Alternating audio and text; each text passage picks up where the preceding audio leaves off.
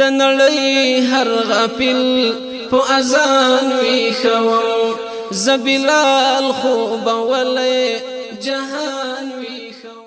الحمدلله والصلاة والسلام علی رسول الله. د ما معززو مؤمنانو ورونو، په تیر درس کې موږ تاسې د الله عز وجل د هغې غوښتنې او د حضرت ابراهیم خلیل الله د هغه سوال په شرح او تشریح باندې خبره وکړه چې الله عز وجل ابراهیم علی نبینا علیه الصلاة والسلام ته فرمایي چې ته دعا وکړه چې دغه بلد دغه ځای د مدینې مکې مکرمې دا د عمرانو ښار جوړ شي، آبادي دې جوړه شي او د دوی دپاره د امن ټاټوبی شي، د رزق بندوبست ورته کې وشي. او دا الله عز وجل له خپلو ټولو بندگانو او بالاخص له خپلو خلیفګانو څخه چې هغه یې د الله په عامو بندگانو باندې خلیفګان مقرر کړي او مشران یې مقرر کړي، د هغو فریضه ده، مسؤلیت یې ده چې همدغه درې اهداف په د هغو دپاره متحقق کوي. د هغو د عمرانو د سرپناه بندوبست به کوي، هغو ته به د امن بندوبست کوي، هغو ته به د رزق و د کفاف و د ځان بساینې بندوبست کوي. او د نن اتم درس د موږ د تاسې موضوع ده د امن. الله عز وجل د خپلو بندگانو دپاره هم داخلي امن غواړي او هم بهرنی او خارجي امن غواړي. او د دې امن تحقق د خپلو خلیفګانو، د مسلمانانو، د مؤمنانو، د زمامدارانو، د مشرانو، د ولاتو د امورو په واسطه باندې غواړي. هغه ذمواري لري، فریضه لري، دینی، اسلامي، قرآني، اسماني وظیفه لري چې د خپلو رعایاو دپاره به د امن تأمین کوي، امن به متحققوي، ثابتوي. او امن دوه قسمه ده، یو داخلي امن ده او یو خارجي امن ده. نن موضوع ده د موږ د تاسې د داخلي امن. په داخلي امن کې د رعایاو دپاره په ولاتو د امورو باندې، خلیفګانو د الله باندې چې الله په مځکه کې خلیفګان مقرر کړي دي او فرمایلي دي په الله په خپل کتاب کې چې انی جاعل فی الارض خلیفه. دغه انسانان چې د نورو انسانانو سرپرستی کوي دا د الله خلیفګان دي او الله به له همدغو خلیفګانو بیا پوښتنه هم کوي. د الله نازولی حبیب فرمایي الا کلکم راع وکلکم مسئول عن رعیته.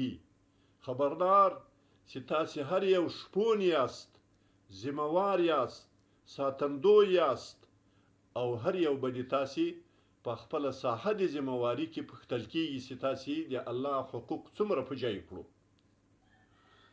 نو داخلي امن کې د سر امن ده.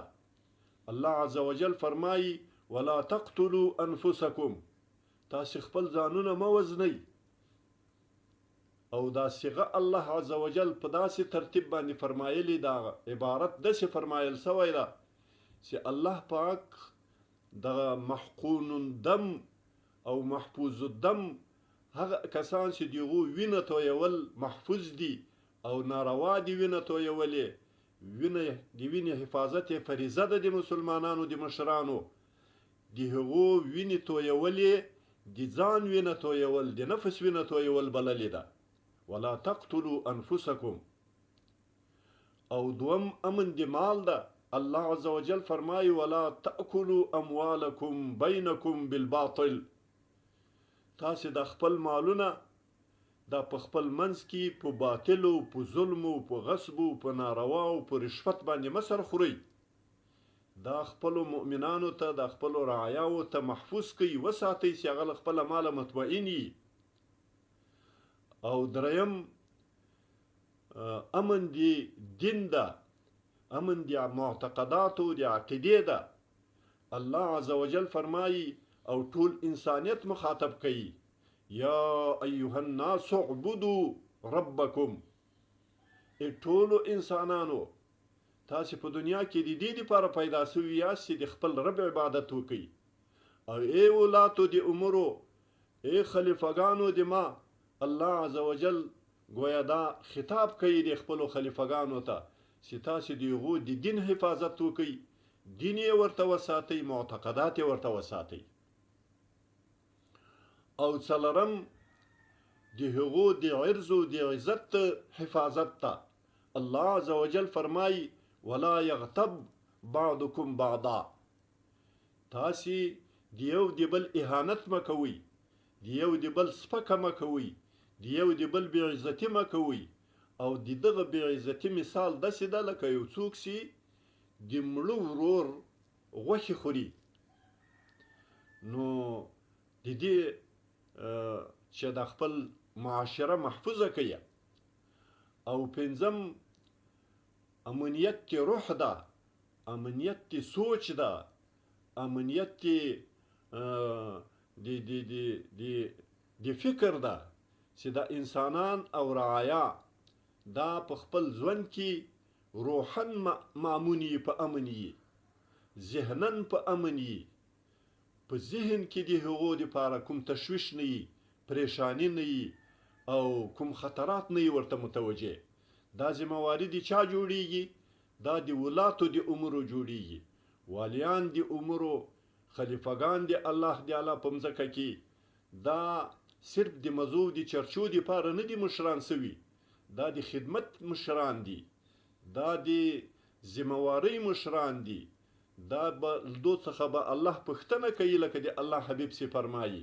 نو الله عز وجل دې د موږ مشرانو ته هدایت وکړي او د موږ هغه دعوتي شعباتو ته د نړۍ هر غافل په اذان ویښوم، زه بلال خوبولی جهان وي.